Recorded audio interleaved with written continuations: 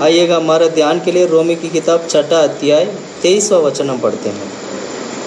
क्योंकि पाप की मजदूरी तो मृत्यु है, परंतु परमेश्वर का वरदान हमारे प्रभु मसीह यीशु में अनंत जीवन है। हालेलुया। प्रार्थना करते हैं। खुदा परमेश्वर, आमीन प्रभु, हम तारीफ करते हैं और वो दिया गया वचन के लिए हम धन्यवाद करते हैं। खुदा परमेश्वर बात कर खुदा प्रभु, हालेलुया आमीन। परमेश्वर इस वचन के द्वारा सच्चाई को जानने के लिए, सीखने के लिए मदद कर खुदा प्रभु। आपके अनुग्रह होने पाए हमारे बीच में। जितना भी भाई लोग बहन लोग आज प्रार्थना में आए हैं प्रभु, वे सभी लोग खुदा परमेश्वर उस यीशु को जानने पाए, पहचानने पाए, समझने पाए खुदा प्रभु। पवित्र आत्मा कार्य करे, हम नहीं परमेश्वर पवित्र आत्मा बोले। आपके हाथों में देते छोटी सी दुआ प्रभु यीशु के नाम से मैं मांगता हूँ, आमीन। हालेलुया। दोबारा पढ़े रोमी की किताब 6 अध्याय के 23वां वचन। क्योंकि पाप की मजदूरी तो मृत्यु है, पाप की मजदूरी तो मृत्यु है, परंतु परमेश्वर का वरदान हमारे प्रभु यीशु मसीह में अनंत का जीवन है। परंतु परमेश्वर का जो वरदान है, अनुग्रह है, वो अनंत जीवन के लिए हमारे साथ क्या है, वो प्रभु ने हमारे लिए दिया गया है। हालेलुया। आज से मैं एक नया बाइबल स्टडी लेने वाला हूँ।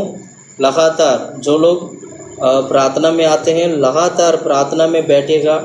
आज से हम एक विषय के खास विषय के बारे में हम ध्यान करेंगे। हमारा विषय यही रहेगा, पाप। हमारा विषय क्या है? पाप के बारे में हम कुछ हो सकता है 1-2 हफ्ता लगेगा तो इसको कंप्लीट करने के लिए, तो थोड़ा थोड़ा करके हम सीखेंगे।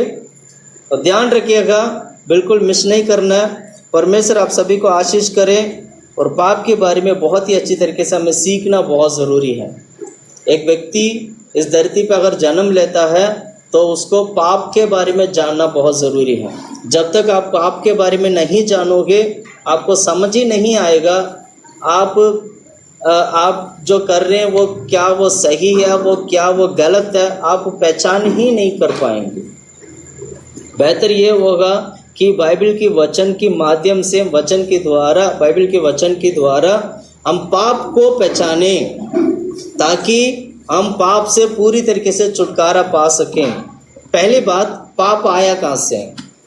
पहले दूसरा, पाप क्यों धरती पे पाप था? पाप आया कैसे था? ये कहाँ से उत्पन्न हुआ है? किस कारण धरती में पाप आया है? पाप का उम्र क्या है? अगर पाप के बारे में मैं बताऊं तो पाप क्या इंसान के पहले पाप था इस संसार में, या क्या पाप अभी भी हमारे साथ कार्य करता है? क्या पाप आज भी हम पाप में जीवन बिताते हैं? बहुत सारे सवाल हैं। हर एक सवाल का जवाब वचन के माध्यम से हम सीखेंगे, ताकि हम पाप को अच्छी तरह सीख पाएं और समझ पाएं। सही तरीके से मैं एक और बात बोलूं तो हम करने वाला हर एक जो गलतियां जो करते हैं, हर एक गलतियां एक पाप ही है। हम पाप की परिभाषा जानेंगे, पाप को उत्पन्न को जानेंगे, पाप की कामों को, क्रिया को जानेंगे, पाप करता कैसे है। Hallelujah, hallelujah. इस वचन में हम पढ़ते हैं, बाइबल एक वचन हमें सिखाता है कि पाप का मजदूरी, यानी जो व्यक्ति पाप करता है वो मृत्यु को पाएगा। जो व्यक्ति पाप करेगा वो मृत्यु को पाएगा। जो व्यक्ति पाप में रहेगा वो उसको मृत्यु को क्या करना पड़ेगा? सामना करना पड़ेगा। आखिरकार ये मृत्यु क्या है? ये कितनी प्रकार की मृत्यु होता है? ये मृत्यु कहाँ से आया? किस कारण ये मृत्यु हुआ? क्या परमेश्वर ने मृत्यु को सृष्टि किया, या क्या परमेश्वर ने पाप को सृष्टि किया? तो आखिरकार ये सब आया कैसे? यही बातों को आज से हम सीखेंगे बाइबल स्टडी के रूप में। हम इस पाप के बारे में अच्छी तरह जानकारी लेंगे। हालेलुया। एक व्यक्ति को उद्धार पाने के लिए, पूरी तरीके से उद्धार पाने के लिए, मन फिराकर उद्धार पाने के लिए, बपतिस्मा लेने के लिए, पवित्र आत्मा पाने के लिए, परमेश्वर के राज्य में जाने के लिए सबसे पहला कदम है उसको पाप के बारे में जानना। उसको समझना ये होगा कि पाप एक बीमारी की तरह हमारे बीच में कार्य करता है। उसको समझना होगा पाप भी एक बीमारी की तरह हमारे जीवन में क्या करता है, कार्य करता है। तो आखिरकार इससे हमें छुटकारा कहाँ से मिलेगा? आखिरकार इससे हम कैसे छुड़ाया जाएंगे? क्या परमेश्वर हमें पाप से छुटकारा देना चाहते हैं? क्या परमेश्वर हमें छुड़ाना चाहते हैं?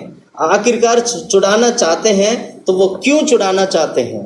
क्यों वो हमें बचाना चाहते हैं? बहुत सारे सवाल हैं, लेकिन इतना गारंटी है, अगर इसके बारे में, इस पाप के बारे में अगर हम बाइबल के वचन से अगर हम सीखने लगेंगे तो मैंने जितना भी आज सवाल किया सारे सवाल का जवाब आपको मिल सकता है। प्रिय भाइयों बहनों, मैं कहना चाहता हूँ, बताना चाहता हूँ, मन लगा के परमेश्वर के वचन के ऊपर ध्यान करिएगा। मन लगा के प्रभु के वचन को सुनिएगा, इच्छा के साथ सुनिएगा और प्यासा के साथ परमेश्वर के वचन को सुनिएगा। तभी आप एक विषय को अच्छी तरह पहचान पाओगे और सीख भी पाएंगे। हालेलुया। मेरा आवाज आ रहा है आप लोगों को? कोई दिक्कत तो नहीं? कोई सवाल है आप लोगों को? नहीं, कोई सवाल नहीं है। प्रभु का नाम की महिमा हो। मैं प्रभु का धन्यवाद करता हूँ। क्या मैं पूछना चाहती थी कि जब पाप परमेश्वर ने पाप नहीं बनाया तो ये कहाँ से आया? मैं यही कह रहा हूँ ना, ये सारे सवाल का जवाब मिलेगा। अब सुनते जाइए, ठीक है? लगातार प्रार्थना में आइएगा, प्रार्थना में बैठेगा। प्रार्थना में आपको बहुत सारे बातें सीखने को मिलेगा। हम प्रार्थना में आते हैं इसीलिए परमेश्वर को जानने के लिए। एक बात अच्छी तरह समझ लीजिएगा, जो व्यक्ति परमेश्वर को नहीं जानेगा वो स्वर्ग के बारे में क्या जानेगा? जो व्यक्ति अपने आप को नहीं जानेगा वो स्वर्ग के बारे में क्या जानेगा? आपको इतना पता होना चाहिए हमारे जन्म कहाँ से हुआ था। आपको इतना पता होना चाहिए हम कहाँ से आए थे और यहाँ हम क्या कर रहे हैं और आगे क्या होगा। हमें ये जानना जरूरी है। हालेलुया। पहले पाप का उत्पन्न कैसे हुआ? ध्यान से सुनिएगा। परमेश्वर ने सब कुछ इस धरती पे सृष्टि किया था।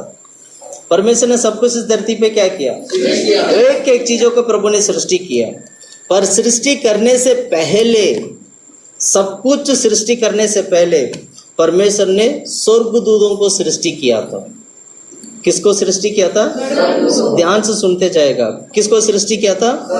स्वर्गदूतों को।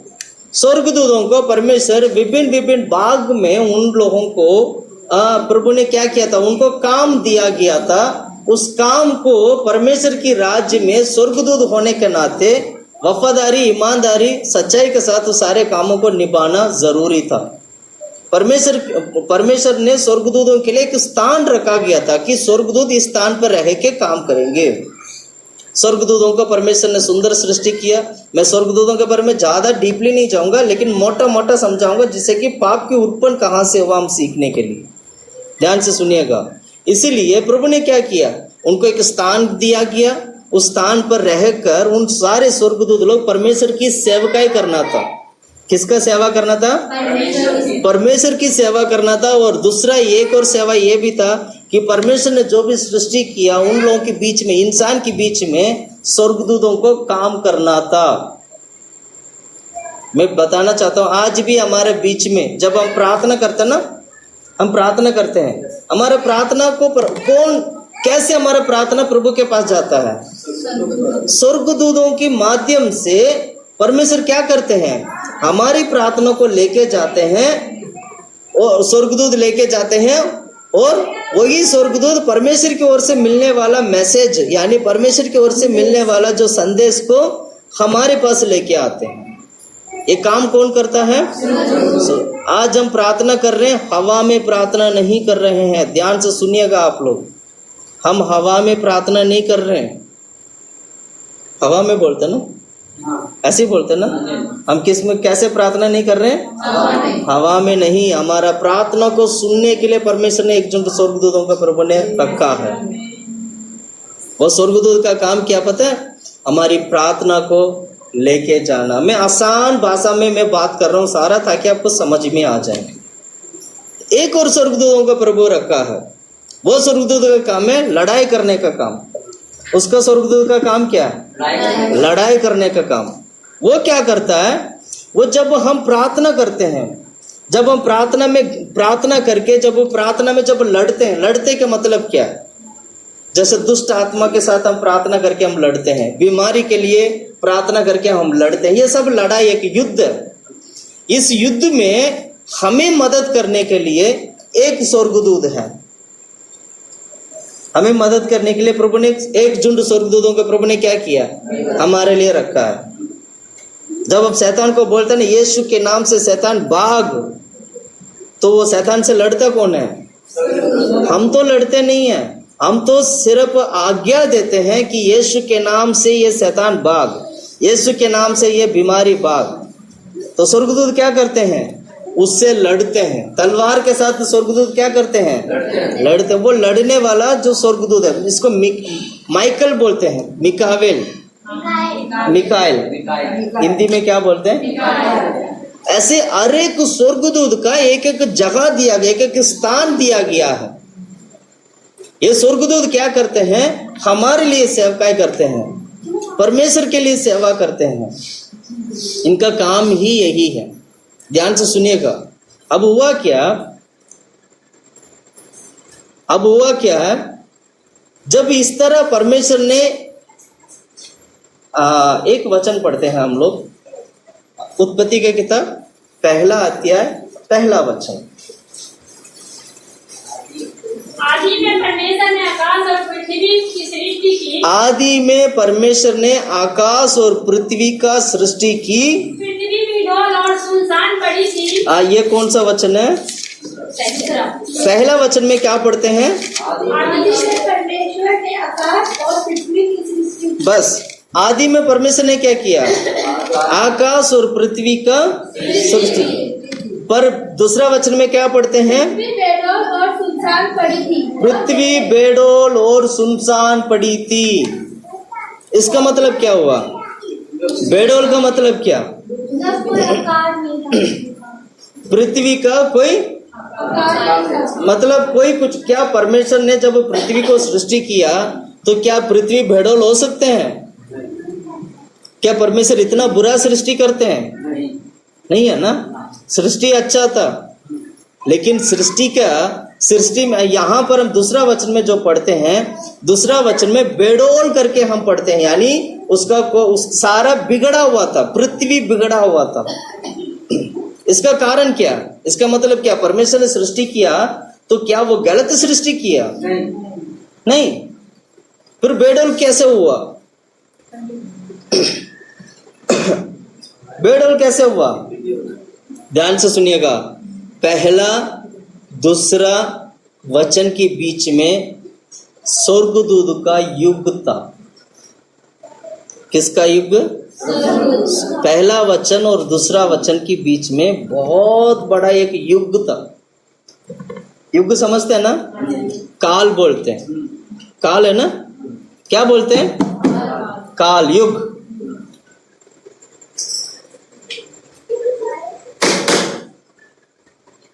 बैठो, चुपचाप बैठो, ठीक है? तंग नहीं करना, बैठा, ठीक है? वेरी गुड, अच्छा लड़का। पृथ्वी कैसा था? बेडौल था। हालेलुया। अब हुआ क्या है यहाँ पर? ध्यान से सुनिएगा।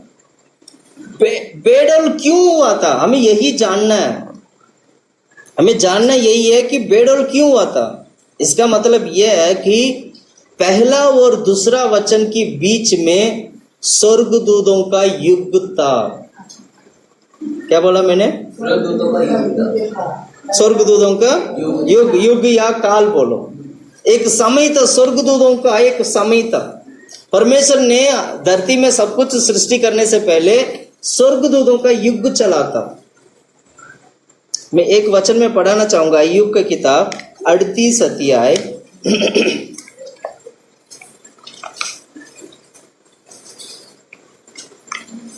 38 अध्याय 38 का वचन 4 से हम पढ़ते हैं। जब मैंने पृथ्वी की नींव डाली तब तू कहाँ था? यदि तू समझदार हो तो उत्तर दे। हाँ, अब ये परमेश्वर अय्यूब से बात करते वक्त ये सवाल करता है। किससे सवाल करता है?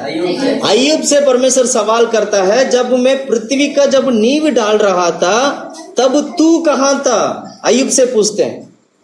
तब तू कहाँ था? और आगे पढ़ो। यदि तू समझदार हो तो यदि तू समझदार हो उत्तर दे। उत्तर दे। आगे पढ़ो। उसकी नाव किसने लाई? हाँ, उसकी नाव मतलब उसका किसने नापा था? पृथ्वी का जब क्या कहते हैं, पृथ्वी का जब परमेश्वर ने जब बनाया तो बनाते वक्त उसको किसने नापा था? पृथ्वी को। और आगे क्या पढ़ो।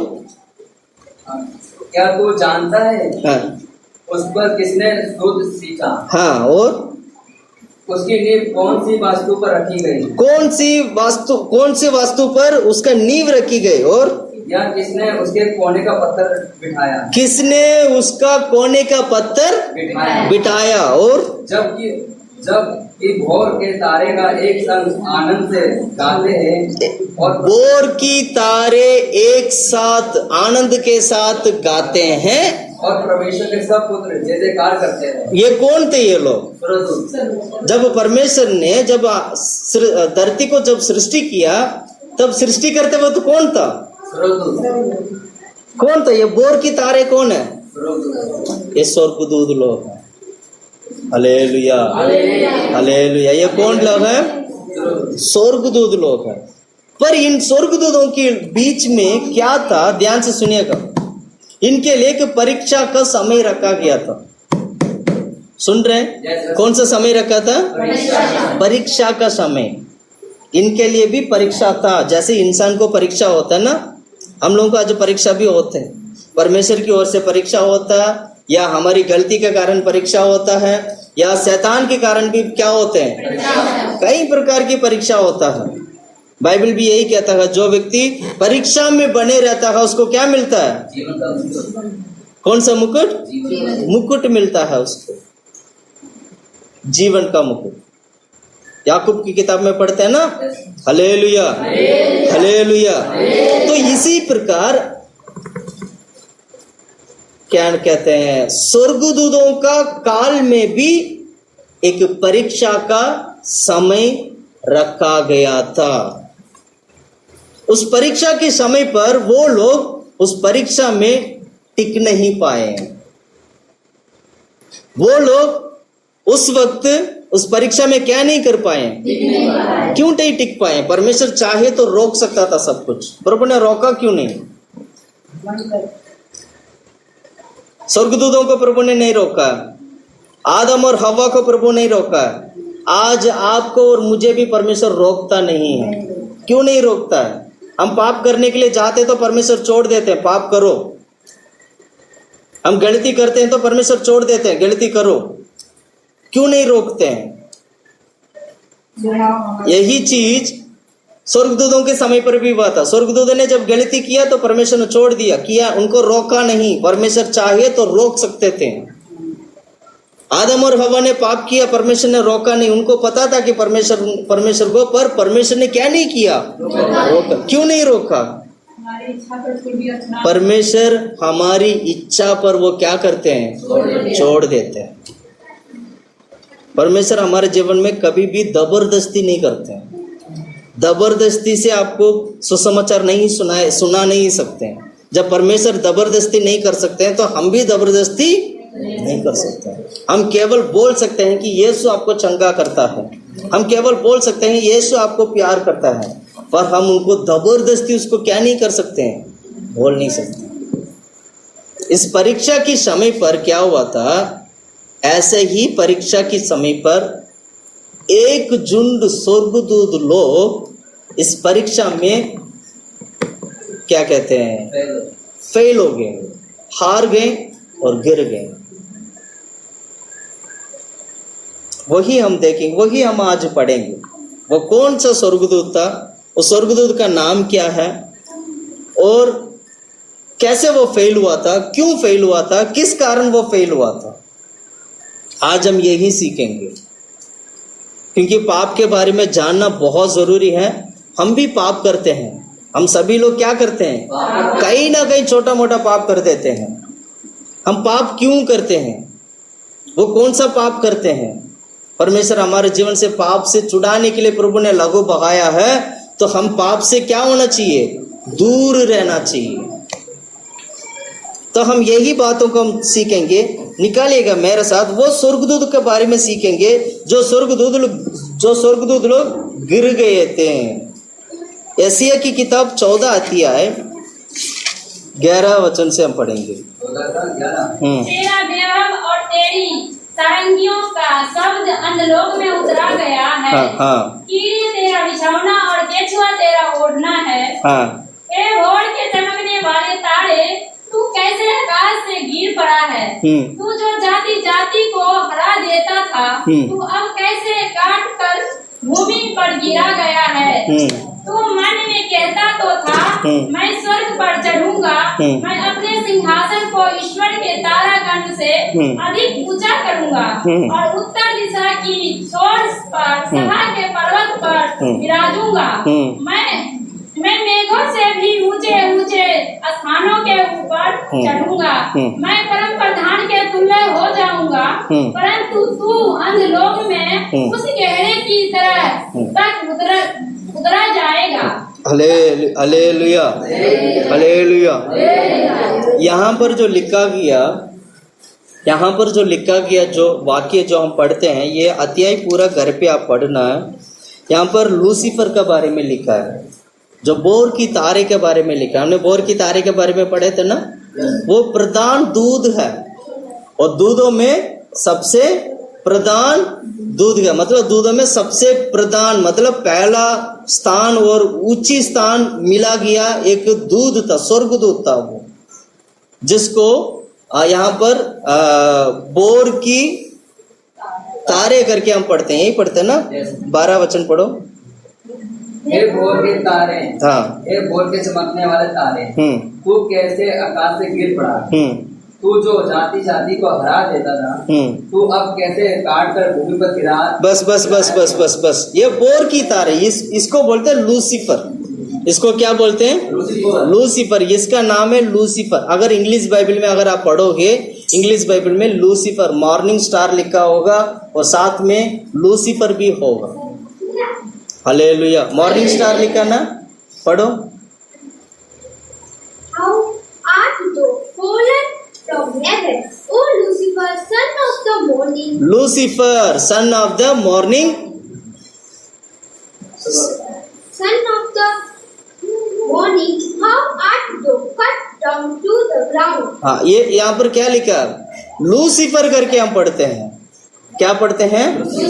पर हिंदी बाइबल में लूसीफर करके लिखा नहीं है, ना ही मेरा तमिल बाइबल में ऐसे लूसीफर करके नहीं लिखा। पर यहाँ पर क्या लिखा है? बोर की तारे। ध्यान से सुनिएगा। अब इसने गलती क्या किया? ये क्यों गिरा था? परमेश्वर ने इनको एक अच्छा स्थान पर प्रभु ने रखा था, पर इसकी स्थान को भी इसने क्या नहीं किया? संभाला नहीं। इसने क्या नहीं किया? अपने हमारे जीवन में भी ऐसा ही है। स्वर्गदूतों का जीवन में क्या था? उनके लिए एक स्थान दिया गया था, पर उस स्थान में उन्होंने क्या नहीं किया? संभाला नहीं। क्या नहीं किया? हमारा जीवन भी ऐसा ही है। हमें भी कलीसिया में हम सेवकाई करते हैं, परिवार जीवन बिताते हैं, या बिजनेस करते हैं, या काम करते हैं, तो हमारे लिए भी एक स्थान होता है। उस स्थान को हमें क्या करना चाहिए? संभालना चाहिए। अब इसने क्या गलती किया? पढ़िएगा उसमें 13 वचन से पढ़ो। तू मन में कहता तो था, मन में कहता था। इसने मन में सोचा है। इसकी गलती यह है कि मन में सोचा। ध्यान से सुनिएगा। जब स्वर्गदूतों का जब न्याय होगा, न्याय स्वर्गदूतों का न्याय कौन करेगा? परमेश्वर करेंगे, संत लोग भी करेंगे। कौन कौन करेंगे? परमेश्वर भी होगा और साथ में संत लोग भी होंगे। गलती क्या है? मन में सोचा। उसका गलती क्या है? मारना नहीं। उसका गलती क्या था? मन में सोचा। मन में क्या सोचा उसने? पढ़ो। मैं स्वर्ग पर चढ़ूंगा, मैं स्वर्ग पर चढ़ूंगा, मतलब परमेश्वर के राज्य पर जाऊंगा, जहां पर परमेश्वर के राज्य वहां तक जाऊंगा, स्वर्ग पर चढ़ूंगा। मैं अपने सिंहासन को ईश्वर के तारागण से अधिक ऊंचा करूंगा, मतलब परमेश्वर से भी बढ़कर मैं अपनी सिंहासन को क्या करूंगा, ऊंचा करूंगा। उसका सोच देखो, उस स्वर्गदूत का सोच क्या है, परमेश्वर से भी बढ़कर अधिक ऊंचा बनाऊंगा। और आगे बढ़ो। और उत्तर दिशा की छोर पर सभा के पर्वत पर विराजूंगा। हाँ, मतलब उत्तर दिशा की चोट पर, वहां पर क्या करूंगा, एक बड़ा सा एक विराजमान बनाऊंगा, वहां पर बैठूंगा। यही था ना। और आगे पढ़ो। मैं मेघों से भी ऊंचे ऊंचे स्थानों के ऊपर चढ़ूंगा। किससे भी ऊंचे? मेघों से। मेघ मतलब क्या? आकाश के ऊपर जो मेघ दिखाई देता है ना, बादल जो दिखाई देता है, उससे भी ऊंचे ऊंचे, उससे भी ऊंचे ऊंचे चढ़ूंगा मैं, उससे भी ऊंचे ऊंचे स्थान बनाऊंगा, वहां तक मैं चढ़ूंगा। और आगे पढ़ो।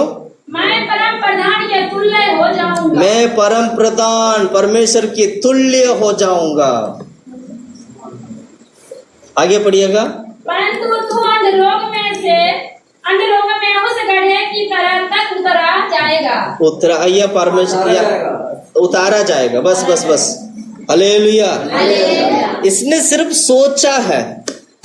एक स्वर्गदूत का क्या है? सोच के घमंड किया बस। जब परमेश्वर इसको न्याय करेंगे तो कैसे न्याय करेंगे? कैसे न्याय करेंगे? सोच के कारण। तूने सोचा है। तूने क्या किया? मेरी बात सुनेंगे सब लोग? मेरी तरफ ध्यान दीजिएगा। सिस्टर जी छोड़ दीजिएगा, उनको खेलने दो बस, ठीक है? क्या बोला मैंने? सोच को लेके परमेश्वर न्याय करेंगे। सोच को लेके, सिर्फ सोच आता उसने। प्रिय भाइयों बहनों, मैं बताना चाहता हूं, पाप को परमेश्वर ने बनाया नहीं, वरन पाप इन स्वर्गदूतों के कारण आया था। परमेश्वर ने, मैंने बोला था ना, परमेश्वर ने क्या किया? उनका एक समय था, उनका परीक्षा के समय पर प्रभु ने उनको छोड़ दिया, पर उस परीक्षा में वो नहीं क्या नहीं कर पाया, टिक नहीं पाए वो लोग, और जिस कारण उनके अंदर घमंड आया। इसमें देखो एक और बात भी लिखा है, 11 वचन पढ़ना। तेरा वैभव और तेरी सारंगियों का शब्द अधोलोक में उतारा गया। क्या क्या है? तेरा वैभव का मतलब क्या? हाँ, वैभव का मतलब बताओ।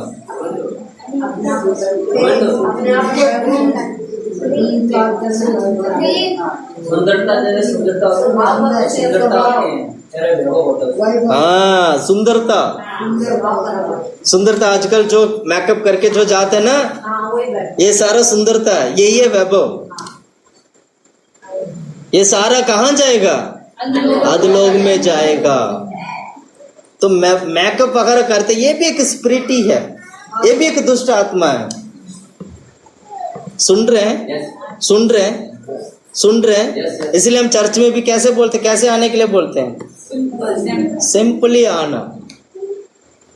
आपका सुंदरता आपके अंदर से निकल के आएगा। परमेश्वर की महिमा जब आपके चेहरे पे जब आएगा तो मेकअप सब हार जाएगा इसके सामने, है ना? परमेश्वर की महिमा क्या होता है? प्रकट होना चाहिए। परमेश्वर की महिमा क्या होना चाहिए? प्रकट होना चाहिए। क्या प्रभु की महिमा प्रकट होता है हमारे जीवन में? क्या प्रभु की महिमा प्रकट होता है? क्या प्रभु की महिमा प्रकट होता है? क्या प्रकट होता है? आप जाते हो तो क्या परमेश्वर की महिमा के साथ आप जाते हो? ये महिमा हमें चाहिए। परमेश्वर ने इसके बदले में, इस वैभव के बदले में प्रभु ने हमें महिमा दिया है। महिमा कैसे उत्पन्न होता है? महिमा कैसे उत्पन्न होता है? महिमा कैसे उत्पन्न होता है? परमेश्वर के भाव विचार हमारे अंदर आएंगे तो। आप लोग बहुत अच्छा बाइबल सीखे, आज तक जो सीखा ना सब कुछ मिटा दिया आपने। प्रभु पर विश्वास करने की। परमेश्वर की महिमा सच्चाई और अनुग्रह से प्रकट होता है। परमेश्वर की महिमा कैसे प्रकट होते हैं? सच्चाई। जिस व्यक्ति के ऊपर प्रभु के अनुग्रह होगा, जिस व्यक्ति का जीवन में सच्चाई होगा, उसका जीवन से प्रभु की महिमा, वो रोशनी, वो ज्योति प्रकट होगा। और यही चीज यीशु के जीवन में प्रकट हुआ था। इसलिए यूहन्ना की किताब पहला अध्याय में पढ़ते वक्त हम क्या पढ़ते हैं? 14 वचन में, ऐसे महिमा हमने देखा है जो पुत्र परमेश्वर के ऊपर था, जो सच्चाई और महिमा, सच्चाई और अनुग्रह से भरा है। पढ़ो उस वचन को। 1:14, यूहन्ना की किताब 1:14, यूहन्ना की सुसमाचार 1:14। और वचन देहधारी हुआ, वचन देहधारी हुआ और अनुग्रह सच्चाई से परिपूर्ण होकर, अनुग्रह और सच्चाई, देखिएगा, अनुग्रह और सच्चाई दोनों परिपूर्ण होकर हमारे बीच में डेरा किया। हाँ, और हमने उसकी ऐसी महिमा देखी हाँ, जैसी पिता के अनुग्रह और सच्चाई परिपूर्ण होने के कारण वो उस यीशु के अंदर से क्या मिला? महिमा प्रकट हुआ। इसको बोलते हैं परमेश्वर की महिमा। हमारे जीवन में सच्चाई रहेगा, हमारे जीवन में प्रभु की अनुग्रह, प्रभु की दया, अनुग्रह हमारे ऊपर रहेगा, तो हाँ क्या होगा? हम महिमा से भर जाएंगे। सुन रहे हैं आप लोग? सुन रहे हैं आप लोग? सुन रहे हैं? इसलिए यही महिमा है। और ऐसे एक महिमा उस दूध के अंदर था, लेकिन उसने क्या किया? उसका वैभव, हम क्या पढ़ते हैं? उसका वैभव और सुंदरता, और उसके आगे उस वचन में और क्या पढ़ते हैं? सारंगी का पढ़ो वचन निकाल के, 11 वचन, एशिया की किताब 14:11। तेरा वैभव, हाँ, और तेरी सारंगियों का शब्द, सारंगियों का शब्द अधोलोक में उतारा गया है। अधोलोक में उतारा गया है। अधोलोक में क्या किया है? ध्यान से सुनिएगा, आज मैं ना कुछ बातें मैं सिखाना चाहता हूँ, बताना चाहता हूँ। सारंगी क्या है? सारंगी क्या है? म्यूजिक है। सारंगी क्या है? म्यूजिक है। ये स्वर्गदूत के अंदर इतना एक पावरफुल एक म्यूजिक था, इसके अंदर एक बहुत बड़ा एक म्यूजिशियन था, ये समझ लो। इसके अंदर क्या था? बहुत बड़ा एक अच्छा एक म्यूजिक था। अब उसका वैभव और उसका सारंगी का क्या है? सारंगी क्या? सारंगियों का शब्द अधोलोक में उतारा गया। सब कुछ क्या उतारा गया? अधोलोक में। ध्यान से सुनिएगा, आजकल हम म्यूजिक सुनते नहीं सुनते हैं? आप लोग गीत गाते हैं कि नहीं गाते? म्यूजिक सुनते नहीं सुनते? कुछ म्यूजिक ऐसा भी है जहां पर शैतान काम करता है, कुछ म्यूजिक ऐसा भी है वहां पर क्या करते हैं? शैतान काम करता है। लोग म्यूजिक का सहारा लेके बहुत कुछ करते हैं। हमें इस बात का सावधान होना चाहिए कि हमारा म्यूजिक कैसा है। हम इस बात का सावधान होना चाहिए हम कैसे जीवन बिताते हैं। Hallelujah, hallelujah. संगीत को लेके क्या होना चाहिए? आपका विचार अच्छा होना चाहिए। संगीत में, संगीत गलत नहीं बोल रहा हूं, पर संगीत में शैतान भी काम कर सकता है, मैं ये बता रहा हूं।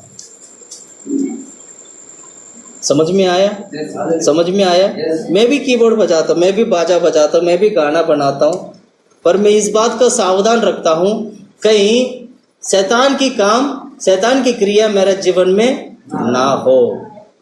सावधान रखना हमारे लिए क्या है? जरूरी है। फॉरेन में मैं बहुत सारा बैंड मेंबर्स को मैं जानता हूँ। बैंड मेंबर मतलब जो बैंड में, एल्बम में जो काम करते हैं, बहुत सारे बैंड मेंबर्स ऐसे हैं, बहुत गंदी तरीके से मेटल्स बजाते हैं, रॉक्स बजाते हैं, डिस्टॉर्शन बजाते हैं, एक नशा की तरह उसका गुलामी बन जाते हैं।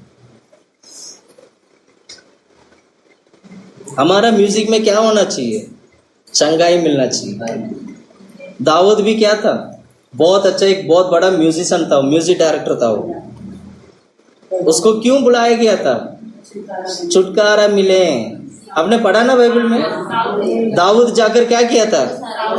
बाजा बजाया, क्या हुआ? दुष्ट आत्मा निकलेगा। और यहाँ कौन सा, दुनिया में कौन सा म्यूजिक है? म्यूजिक ही दुष्ट आत्मा के साथ है। सुन रहे हैं? सुन रहे हैं? ये सारा उस लूसीफर के अंदर था। वो उस लूसीफर के अंदर था। कई सारे म्यूजिशियन को आपने देखा होगा, बिल्कुल ऐसे ऐसे व्यवहार करते हैं, बिल्कुल एक शैतानिक या एक ईविल स्पिरिट की तरह उनका जीवन में कार्य होता है। हम इस बात का बहुत सावधान रखना, बहुत सावधान रखना। जब मैं छोटा था, जब मैं बचपन में था, तो हम लोग कीबोर्ड बजाते थे, हम लोग चर्च में भी बजाते थे। हम लोगों को उठना बैठना सिखाया जाते थे। तो म्यूजिक बजाता है तो ऐसे बजाना चाहिए, तेरा म्यूजिक ऐसे होना चाहिए। सुन रहे? तेरा म्यूजिक क्या होना चाहिए?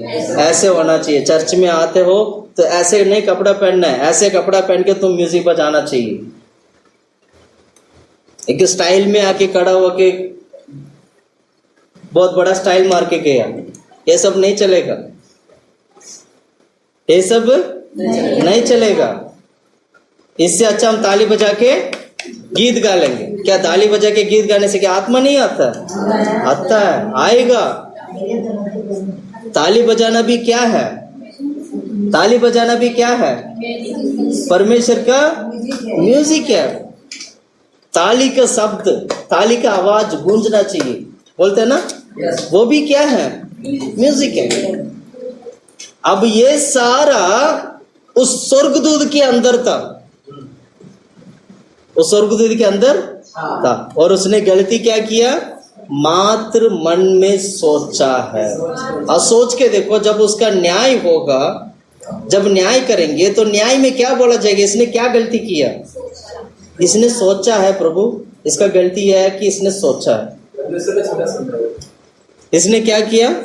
सिर्फ क्या काम किया? सोचा है, इसलिए इसको दंड मिलना चाहिए। क्या सोचना गलत है? कभी कभी हम लोग सपना देखते हैं, बहुत बड़ा राजा बनूंगा, ये करूंगा, वो करूंगा। क्या ये गलत है?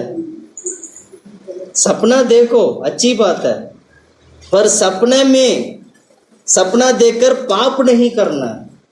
आपका सपना ये नहीं होना चाहिए जो पाप की तरफ लेके जाने वाला सपना हो। सुन रहे हैं? Yes. इसने परमेश्वर के खिलाफ खड़ा हुआ था। इसने मन में सोचने के कारण, सोच, आप खुद सोच के देखिएगा, जब एक व्यक्ति सोच के कारण उसको दंड मिल रहा है तो हमारा जीवन कैसे है? हमारा जीवन कैसे होना चाहिए? हमारा जीवन कैसे होना? मात्र सोच के कारण दंड मिल रहा है। पुराने नियम में एक व्यवस्था ऐसा है कि तू व्यभिचार नहीं करना। व्यभिचार करना क्या है? पाप, पुराने नियम के अनुसार। नया नियम में क्या?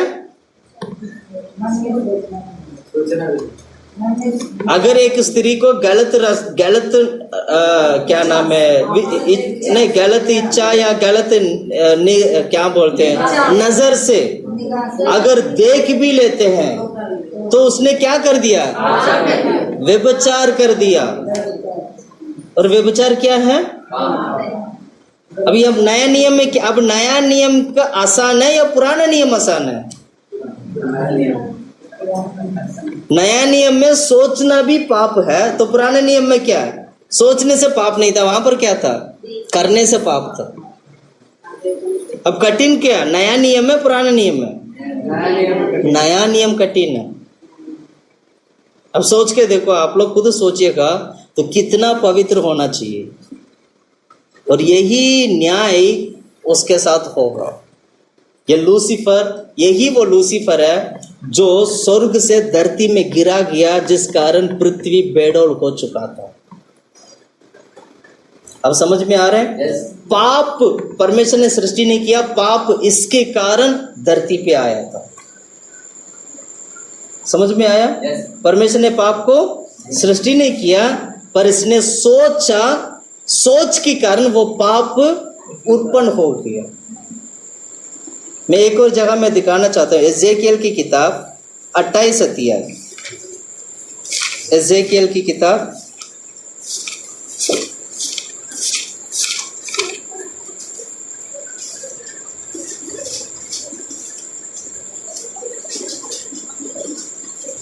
28 निकालिएगा।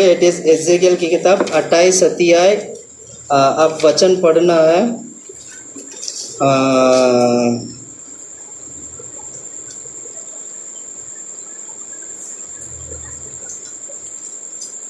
14 वचन। तू छाने वाले अभिषेक करूब था।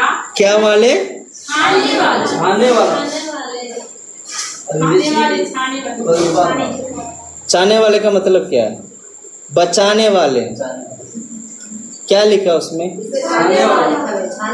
वही बचाने वाला, बचाने वाला करूब था। और मैंने तुझे ऐसा ठहराया कि हाँ, तू परमेश्वर के पवित्र पर्वत पर रहता था। पवित्र परमेश्वर की पवित्र पर्वत पर परमेश्वर ने इस केरूब का प्रभु रखा था। वहां पर लूसीफर के बारे में पढ़े, यहाँ पर हम केरूब के बारे में पढ़ते हैं। इस केरूब को परमेश्वर ने क्या किया? एक परमेश्वर की पवित्र पर्वत पर परमेश्वर ने इसको रखा था। और इसका काम क्या था? इसका काम क्या था? बचाना, बचाने वाले, अभिषेक किया गया केरूब है। यही है ना? पढ़ो दोबारा उस वचन को। तू छाने वाला अभिषेक करूब था। हाँ। मैंने तुझे ऐसा ठहराया कि तू परमेश्वर के पवित्र पर्वत पर रहता था। करूब जो है उसका नाम है, उस स्वर्गदूत का नाम है। ठीक है, और उसके आगे पढ़ो। तू आग सरीखे चमकने वाले मणियों के बीच चलता फिरता था। कहाँ पर चलता फिरता था? चमकने वाले मणि। मणि मतलब क्या? हीरा, मोती। हम जो मोती, हीरा वगैरह आज हमने देखते हैं ना, ये सब नकली है। इससे भी बहुमूल्य चमकने वाला पत्थर है जो स्वर्ग में है। उसके बीच में ये क्या करता था? चलता फिरता था। आगे पढ़ो। जिस दिन से तू सिरजा गया, जिस दिन से सिरजा गया मतलब जिस दिन से तुम्हें सृष्टि किया गया, और जिस दिन तक तू कुछ में कठोरता ना पाई गई, उस समय तक तू अपनी सारी चाल चलन में निर्दोष रहा। हाँ, निर्दोष रहा। और परंतु लेन देन की बहुताई के कारण तू उपद्रव से भरकर पापी हो गया। किस कारण इसने पापी बना? लेन देन के कारण। लेन देन के कारण। लेन देन कौन करता है?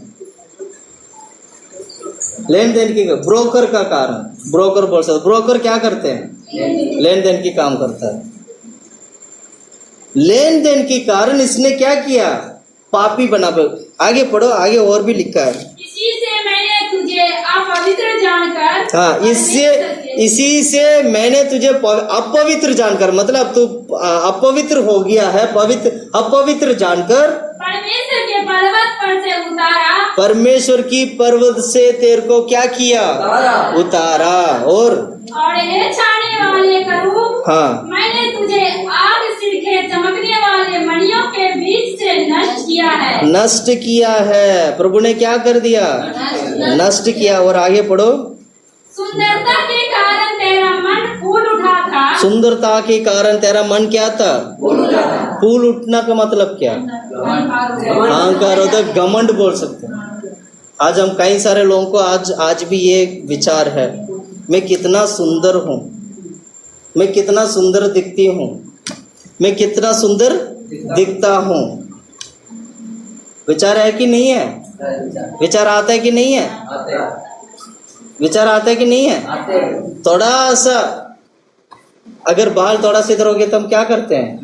बाल खराब हो गया भैया, इसको ऐसे से कर लेते, ताकि सुंदर दिखाई दे। करते नहीं करते? शीशे में कितना देर खड़ा होते हैं? आज प्रार्थना में आने से पहले कितना देर खड़ा हुआ था शीशा में, शीशा के सामने? सब कुछ ठीक है, मेरा चेहरा ठीक है, बाल ठीक है, हाँ? अगर चेहरा ठीक नहीं तो क्या करते हैं? मुंह धो के फिर क्रीम लगा देते हैं, लगाओ चारों तरफ क्रीम लगाओ, सफेद हो जाओ। हालेलुया। ये सारा क्या है? सुंदरता। ये सारा क्या है? सुंदरता। और व्यर्थ जाता है ये सब कुछ। तेरे सुंदरता के कारण क्या हुआ? वो घमंड आया, उसने घमंड किया सुंदरता के कारण। इसका मतलब आप सोच सकते हो परमेश्वर ने उस स्वर्गदूत को कितना सुंदर बनाया होगा। परमेश्वर ने उस केरूब को कितना सुंदर बनाया होगा। आगे पढ़ो। सुंदरता के कारण तेरा मन फूल उठा था और तेरा वैभव के कारण तेरी बुद्धि बिगड़ गई थी। तेरी वैभव के कारण बुद्धि बिगड़ गई थी। Hallelujah, hallelujah, hallelujah. नए क्या नाम है, नीति वचन में एक वचन है, वो वचन में बताना, मैं निकालना ही नहीं चाहता, बस सुन लेना आप लोग। सुअर की नाक में नथुनी कैसे लगेगा? सुअर की नाक में नथुनी। समझ में आया? ये कहाँ लिखा है वचन? नीति वचन में लिखा है, सुअर की नाक में। इसका मतलब क्या? नथुनी कहाँ होना चाहिए? नाक में होना चाहिए। पर कौन पहनना चाहिए? जो सुंदर है। सुंदरता के लिए क्या करते हैं? पहनते नहीं पहनते। मैं यहाँ पर जितने भी लोग पहने, मैं उनको नहीं कह रहा हूँ, बुरा मत मानना, ठीक है? मैं ये कह रहा हूँ करके बुरा मत मानना, ध्यान से सुनना। चाहे नाक में नथुनी लगा ले, सुअर की बात कर रहा हूँ, सुअर नाक में नथुनी लगा लेता ना, लेकिन उसको बुद्धि क्या है? उसका बुद्धि क्या है? जितना मर्जी उसको धो ले, जितना मर्जी नथुनी लगा दे, फिर भी वो कहाँ जाएगा? कीचड़ में। अब समझ में आया? कहने का मतलब यह है कि सुंदरता तो है, सुंदरता है, पर क्या नहीं है? बुद्धि नहीं है, ज्ञान नहीं है।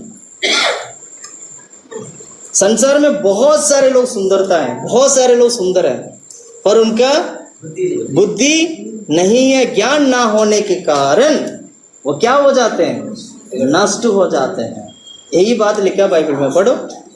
सुंदरता के कारण तेरा मन फूल उठा था, हाँ, और वैभव के कारण तेरी बुद्धि बिगड़ गई थी। हाँ, मैंने तुझे भूमि पर पटक दिया। वैभव के कारण तेरी बुद्धि क्या हो गई थी? बिगड़ गई थी। प्रिय भाइयों बहनों, मैं बताना चाहता हूँ, बहुत सावधान रहना इस विषय के लिए।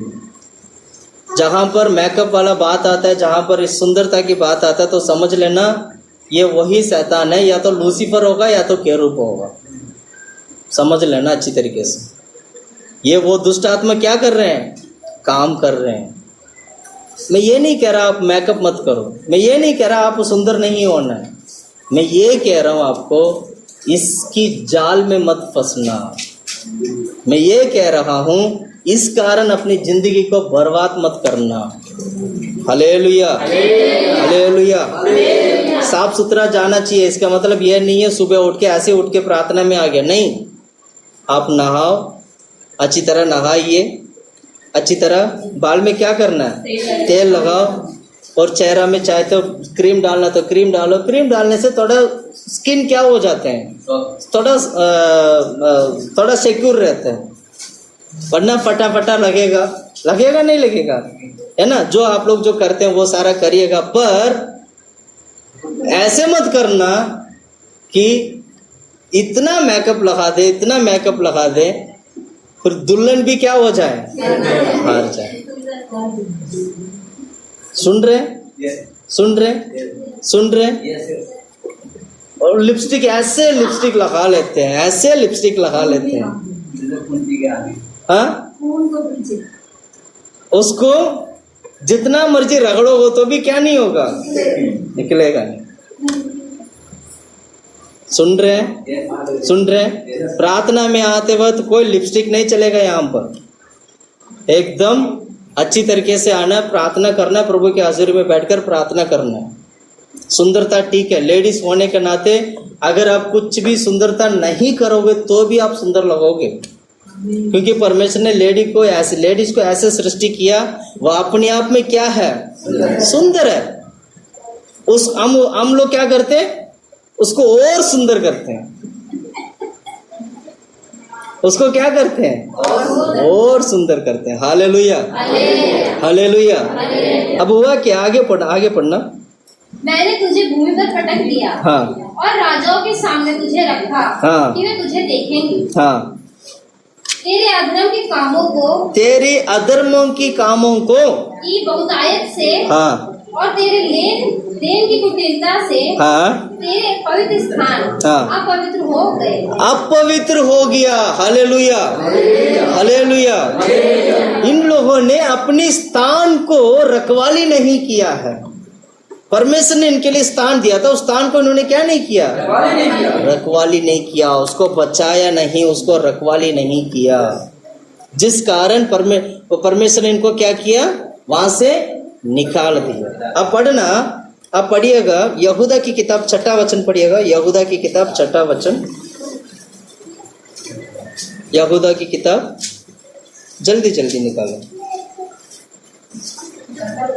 हाँ, यहूदा की, जिन स्वर्गदूतों ने अपने पद को स्थिर ना रखा, जिन स्वर्गदूतों ने अपनी पद को स्थिर ना रखा, वरन अपने निजी निवास को छोड़ दिया, अपनी निजी निवास को क्या कर दिया, छोड़ दिया, उसने उनको भी उस भीषण दिन के न्याय के लिए अंधकार में, जो सदा काल के लिए बंधनों में रखा है। ये वो स्वर्गदूत लोग हैं जो लोग अपने स्थान को छोड़ दिए गए हैं। ये लोग परमेश्वर की हजूरी में से गिर गए हैं। आज जितना भी जो दुष्ट आत्मा जो हमारे बीच में कार्य करता ना, वो यही कार्य करता है, वो ये दुष्ट आत्मा है जो गिरे हुए स्वर्गदूत लोग। अब बात समझ में आ रहे, बात समझ में आ रहे? हम यीशु के नाम से दुष्ट आत्मा को क्या करते हैं, भगाते हैं, निकालते हैं। ये कौन है ये दुष्ट आत्मा? जूनियर तुम क्यों जा रही है? इधर पे, इधर पे।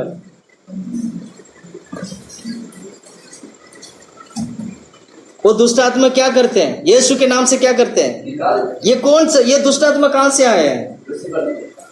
ये दुष्ट आत्मा कौन है?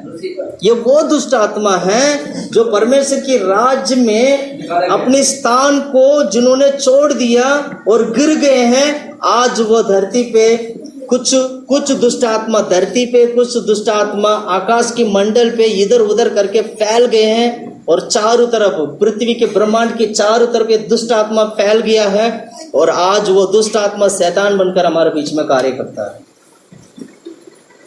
ये है वो दुष्ट आत्मा। अब मेरा बात समझ में आ रहा है? मेरा बात समझ में आ रहा है? बात समझ में आ रहा है? वचन समझ में आ रहा है? आज हम यीशु के नाम से शैतान को भगाते हैं, आज हम यीशु के नाम से दुष्ट आत्मा को भगाते हैं। ये बेसिकली वो दुष्ट आत्मा है जो क्या करते हैं, क्या करते हैं, क्या करते हैं? वो दुष्ट आत्मा जिसको हम भगाते हैं। ये कौन सा दुष्ट आत्मा है? जो परमेश्वर की राज से नीचे गिरे दुष्ट आत्मा। अब वो स्वर्गदूत थे, लेकिन जब वो नीचे गिरा तो क्या हुआ? दुष्ट आत्मा। दुष्ट आत्मा भी चंगाई करता है, ध्यान से सुनिएगा। दुष्ट आत्मा भी क्या करता है? चंगाई करता है। दुष्ट आत्मा भी लोगों से बात करता है। दुष्ट आत्मा भी लोगों के बीच में कार्य करता है। कैसे कार्य करते हैं? कैसे करते हैं? कैसे करते हैं? परमेश्वर ने उनको क्या किया था? परमेश्वर ने आशीष किया था, परमेश्वर ने वरदान दिया था, प्रभु ने आशीष किया था। वो वरदान, वो आशीष आज भी उनके अंदर है। भले वो गिर तो गए हैं, क्या हुआ सिस्टर जी? भले वो क्या कर लिए हैं? गिर तो गए हैं, पर उनका अंदर जो परमेश्वर ने जो आशीष किया था, जो वरदान दिया था, वो वरदान वो अभी भी उनका अंदर कार्य करता है। इसलिए दुष्ट आत्मा आज भी क्या कर सकता है? चंगाई भी कर सकता है। सुन रहे हैं आप लोग? पर वो निरंतर चंगाई नहीं होगा, वो आनंद काल की चंगाई नहीं है। वो कौन सा चंगाई है? आपको धोखा देने वाला चंगाई, आपको मन को परिवर्तन करने वाला चंगाई। प्रिय भाइयों बहनों, मैं बताना चाहता हूँ, यीशु की ऐसा परमेश्वर है जो हमें इन सभी चीज़ों से, सभी पापों से हमें छुटकारा दे सकता है, हमें बचा सकता है। इसलिए हमें इस बात को समझना चाहिए। इन स्वर्गदूतों को प्रभु ने क्या करके रखा है? संभाल के रखा है, इनको न्याय करने के लिए। किस में बांध के? जंजीरों में। हाँ, यही लिखा ना बाइबल में। किस लिए संभाल के रखा है? न्याय के लिए। पढ़ो उस वचन को, पढ़ो उस वचन को पढ़ो। यहूदा की 6वां वचन। फिर जिन स्वर्गदूतों ने अपने पद को स्थिर न रखा, हाँ, वरन अपने निज निवास को छोड़ दिया, हाँ, उसने उसको भी उस दूसरे दिन के न्याय के लिए अंधकार में, जो सदा काल के लिए है, बंधनों में रखा है। बंधनों में प्रभु ने क्या किया? रखा है। आज भी, आज अनुग्रह का युग चल रहा है। ध्यान से सुनिएगा, आज कौन सा युग चल रहा है? अनुग्रह का युग चल रहा है। परमेश्वर ने इस शैतान को, प्रभु ने क्या किया? बांध के रखा है। इस परमेश्वर ने कुछ पल के लिए शैतान को क्या करेंगे? छोड़ेंगे, इनका बंधन को तोड़ देंगे, छोड़ेंगे। कब छोड़ेंगे? जब यीशु मसीह इस धरती पे आएगा, अपनी कलीसिया को लेके जाएगा, तब 7 साल के लिए इस धरती पे क्या होगा? क्लेश की समय होगा, क्या नाम, उपद्रव होगा। उस समय पर इस शैतान को क्या किया जाएगा? छोड़ दिया जाएगा। अब पाप की उत्पन्न कैसे हुआ? इन स्वर्गदूतों के कारण पाप की उत्पन्न हुआ। अब समझ में आया? अब समझ में आया? पहले उत्पत्ति के किताब में हमने जो वचन पढ़ा था, पहला अध्याय का पहला वचन और दूसरा वचन के बीच में जो गैप है, उस गैप में ये काम हुआ है। उस गैप में स्वर्गदूतों का युग चला है। समझ में आ रहा है? इस कारण पृथ्वी क्या हुआ? भेड़ों हुआ। मैं एक और वचन पढ़ाना चाहूंगा, जल्दी पढ़िएगा। दूसरा पतरस की किताब, दूसरा अध्याय, वचन 4। दूसरा पतरस की किताब, दूसरा अध्याय, वचन 4। क्योंकि जब परमेश्वर ने उन स्वर्गदूतों को, जिन्होंने पाप किया, नहीं छोड़ा, हाँ, पर नरक में भेजकर अंधेरे कुंड में डाल दिया, ताकि न्याय के दिन तक बंदी रहे। परमेश्वर ने क्या किया? इनको क्या किया? नरक में डाल दिया। मैंने बोला ना, प्रभु ने नरक में क्या किया? डाल के रखा न्याय के लिए। और इन्होंने क्या किया? पाप किया। यही लिखा ना बाइबल में। पढ़ो वचन, पढ़ो वचन 4। परमेश्वर ने उन स्वर्गदूतों को, जिन्होंने पाप किया, नहीं छोड़ा। जिन्होंने पाप किया उन्हें नहीं छोड़ा। वो स्वर्गदूतों को नहीं छोड़ा।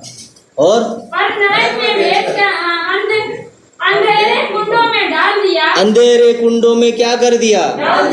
अभी ये आज की तारीख में धरती पे लूसीफर हो या केरूब हो, लूसीफर जो शैतान है, ये अभी धरती पे नहीं है, पर छोटा मोटा उसका जो, उसके साथ जो झुंड जो आए हैं, उस झुंड में से जो छोटी छोटी जो स्वर्गदूत लोग हैं, वो लोग क्या कर रहे हैं? अभी काम कर रहे हैं। अब बात समझ में आया? पाप उत्पन्न कैसे हुआ? स्वर्गदूतों के कारण पाप उत्पन्न हुआ है। Hallelujah, hallelujah. अभी पाप की उत्पन्न समझ में आया आप लोगों को? समझ में आया? जिंदगी भर भूलना नहीं उसको, जिंदगी भर इस वचन को क्या नहीं करना है? भूलना नहीं चाहिए। पहला बात यह है कि हम जो गिरे हुए स्वर्गदूतों के बारे में हमने आज पढ़ा है। दूसरा हम एक और पढ़ेंगे, आदम के बारे में, जिन्होंने आज्ञा नहीं माना था। आज्ञा नहीं मानने का कारण क्या था? पाप आया और आज्ञा नहीं माना। ये आज्ञा ना मानने का स्वभाव किसके अंदर था? पहले आदम के पहले किसके अंदर था? स्वर्गदूतों के अंदर था। स्वर्गदूतों के अंदर वो आज्ञा ना मानने के स्वभाव होने की वजह से, और वही स्वभाव किसके अंदर आया? आदम और हवा के अंदर भी आया।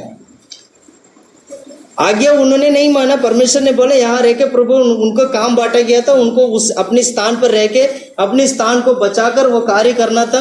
आज्ञा नहीं माना और पाप हुआ, पाप बढ़ गया, और वही आज्ञा ना मानने वाला स्वभाव आदम और हवा के अंदर भी आ गया। पढ़िएगा उत्पत्ति की किताब 3 अध्याय,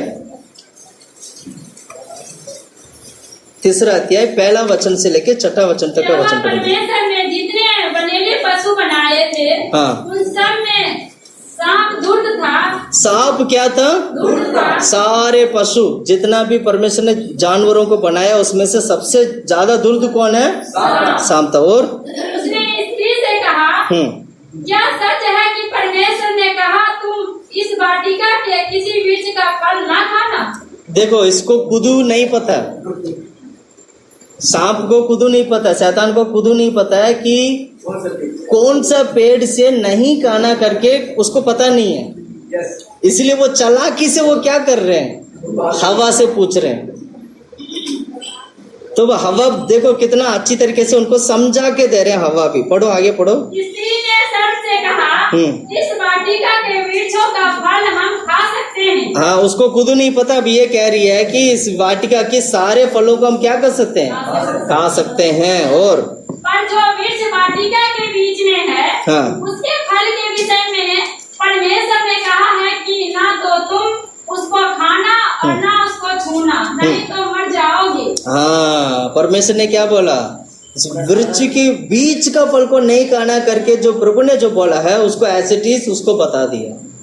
और ये भी बता रहे ना उसको छूना है ना उसको खाना है। जिस दिन खाओगे उस दिन क्या होगा? मर जाओगे। उसके पहले मृत्यु नहीं था। समझ रहे हैं? उसके पहले। अब मृत्यु का उत्पन्न कहाँ से हो रहा है? जब उन्होंने फल खाया वहीं से मृत्यु स्टार्ट। अब इन्होंने क्या किया? फल खाया था। प्रभु ने बोला छूना भी नहीं है, खाना भी नहीं है, देखना भी नहीं है। और इन्होंने क्या किया? उसको देखकर खाया। उसका आगे पढ़ो, यही तो लिखा। और तब सर्प ने उस स्त्री से कहा, तुम निश्चय ना मरोगे, वरन परमेश्वर आप जानता है कि जिस दिन तुम उनका फल खाओगे उसी दिन तुम्हारी आंखें खुल जाएगी। हाँ, ये देखो शैतान कह रहा है जिस दिन ये फल तू खाओगे तुम्हारी आंखें क्या हो जाएगा? खुल जाएगा। ध्यान से सुनिएगा, आंखें क्या होगा? खुल जाएगा और तुम नहीं मरोगे। कौन कह रहा है? सांप कह रहा है, शैतान कह रहा है कि तुम नहीं मरोगे। तो इसने क्या किया? आगे पढ़ो। और तुम भले बुरे का ज्ञान पाकर परमेश्वर के तुल्य हो जाओगे। भले बुरे का ज्ञान पाकर परमेश्वर के तुल्य हो जाओगे। और आगे पढ़ो। अतः जब स्त्री ने देखा कि उस वृक्ष का फल खाने के लिए अच्छा और देखने में मनभाऊ और बुद्धि देने के लिए चाहे योग्य भी है, तब उसने उसमें से तोड़कर खाया और अपने पति को भी दिया। और उसने भी खाया। तब उन दोनों की आंखें खुल गई। आंखें खुल गई और उनको मालूम हुआ कि वे नंगे हैं। वो क्या है? नंगे हैं। ध्यान से सुनिए। बस अब मत पढ़ना, अब मेरी तरफ देखिएगा, ध्यान से सुनिएगा। परमेश्वर ने जब इंसान को सृष्टि किया था वो नंगा ही था। वो कैसे था?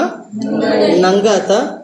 पर परमेश्वर की महिमा उनके अंदर था, इसलिए एक दूसरे अपने नंगापन को क्या नहीं कर पाते थे? देख नहीं पाते थे, पहचान नहीं पाते थे। ठीक है, ध्यान से सुनिएगा। अब परमेश्वर इतना ही नहीं, परमेश्वर ने इंसान को जब सृष्टि किया तो उसके अंदर मृत्यु नहीं था। प्रभु ने बोला जिस दिन फल खाओगे उस दिन तुम मरोगे। तो मृत्यु कब आया? फल खाने के कारण मृत्यु आया। लेकिन शैतान ने क्या बोला था? खाने से तुम नहीं मरोगे। और क्यों नहीं मरा था उस वक्त? क्यों नहीं मरा था?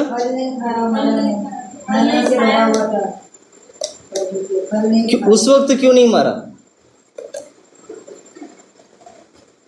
उस वक्त आदम और हवा ने क्यों नहीं मारा?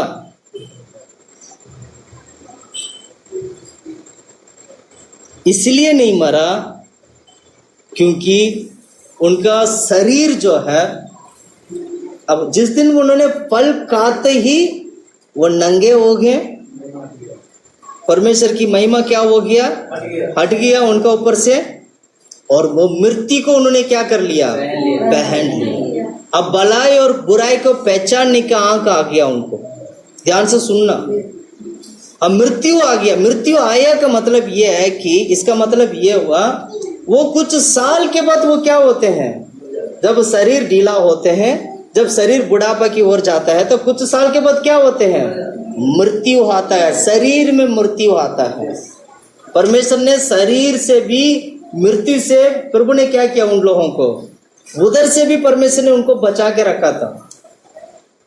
परमेश्वर खुद वो फल खाने के लिए देते हैं, लेकिन एक समय आना था। उस समय पर जब आदम और हवा धीरे धीरे जैसे बढ़ेंगे, जैसे वो बड़ा होंगे, बड़ा होते होते एक समय पर उन्हें वो फल परमेश्वर खुद तोड़कर उन्हें देना था खाने के लिए। पर इन्होंने क्या किया? समय के पहले आज्ञा नहीं माना और फल को खाया और मृत्यु उनके अंदर आ गया।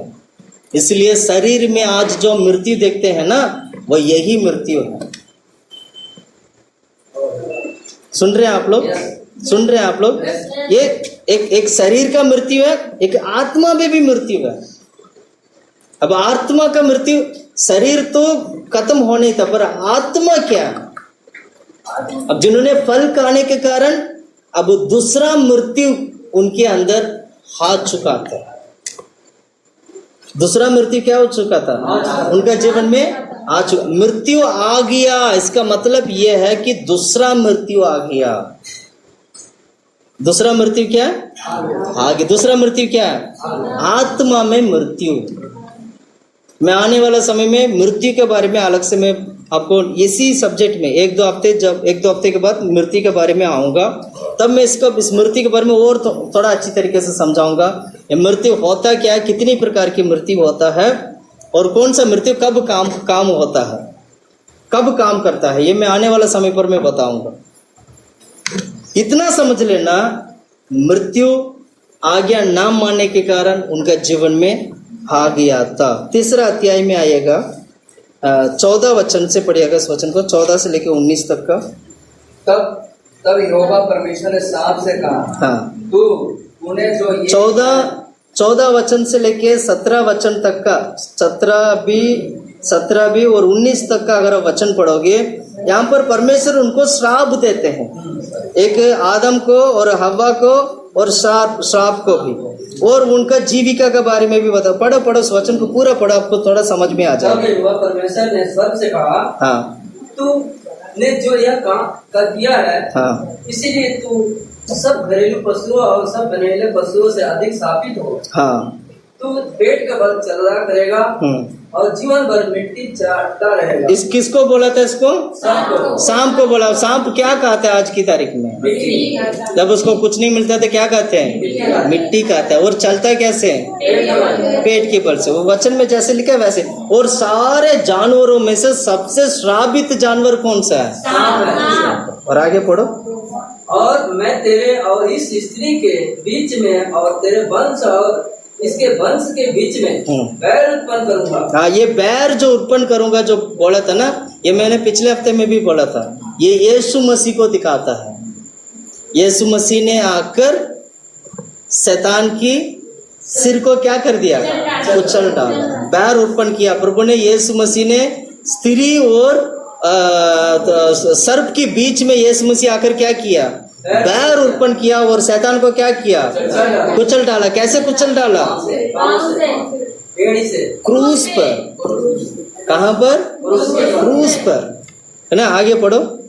वह तेरे हिस्से को कुचल डालेगा, हाँ, और तू उसकी एड़ी को डसेगा। हाँ। फिर स्त्री से उसने कहा, मैं तेरी पीड़ा और तेरे गर्भवती होने के दुख को बहुत बढ़ाऊंगा। पहले गर्भवती का कोई दुख नहीं था, कोई पीड़ा नहीं था, कोई दर्द नहीं था, लेकिन इसके बाद क्या हुआ? दर्द, दुख सब होता है। इसलिए क्या नाम है, गर्भवती के समय पर सबसे ज्यादा दर्द होता है, दुख होता है। और आगे पढ़ो। तू पीड़ित होकर बालक उत्पन्न करेगी, पीड़ित होकर बालक उत्पन्न करेगी, और तेरी लालसा तेरे पति की ओर होगी, तेरी लालसा तेरी पति पर होगी, और वो तुझ पर प्रभुता करेगा, वो तुझ पर प्रभुता करेगा। और आदम हाँ। से उसने कहा, हाँ, तूने जो अपनी पत्नी की बात सुनी, तूने पत्नी की बात सुनी, और जिस चीज के फल के विषय में मैं तुझे आज्ञा दी थी हाँ, कि तू उसे खाना न खाना, हाँ। उसको तूने खाया, हाँ, इसीलिए भूमि तेरे कारण शापित है।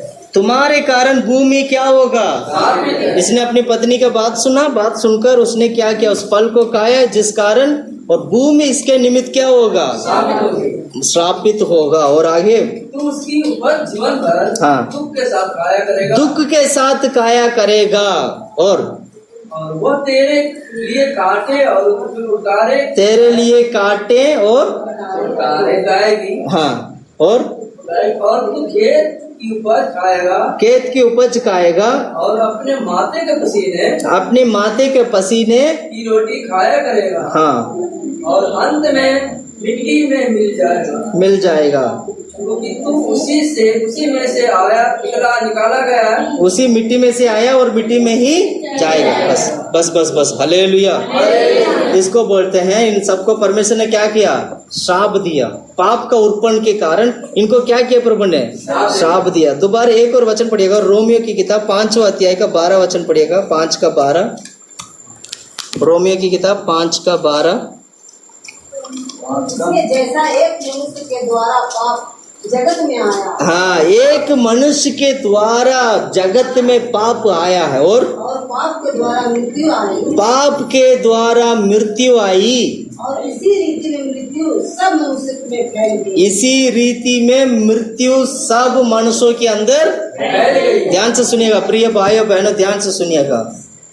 इस एक ही गलती के कारण पाप हमारे जीवन में आया है और मृत्यु भी हमारे जीवन में आया है। इसी एक ही आदम के कारण इस धरती पे जितने भी लोग आज जन्म होते हैं, उन सभी लोगों के जीवन में मृत्यु भी है, उन सभी लोगों के जीवन में पाप भी। आने वाला समय पर वो भी मैं पाप के बारे में बताऊंगा, पाप का छुटकारा कैसे होता है। और अब आपको समझ में आ गया होगा पाप की उत्पन्न कैसे हुआ। समझ में आया? यस, समझ में आया? पाप की उत्पन्न कैसे हुआ? समझ में आया? समझ में आया? आज हमारे बीच में पाप कौन करवाता है ये भी समझ में आ गया होगा, है ना। घुटने में बैठेगा, हम प्रार्थना करते हैं, हम बाकी चीज हम अगले हफ्ते देखते हैं। परमेश्वर हमारे बीच में कार्य करे। इस पाप से परमेश्वर हमें छुड़ाने के लिए प्रभु ने लहू बहाया है। हम इस बात को समझकर उस वचन के अनुसार चलने की प्रयास करते हैं। आइए हम प्रार्थना करते हैं यीशु के नाम से। हालेलुया, आमीन। परमेश्वर हालेलुया, तारीफ।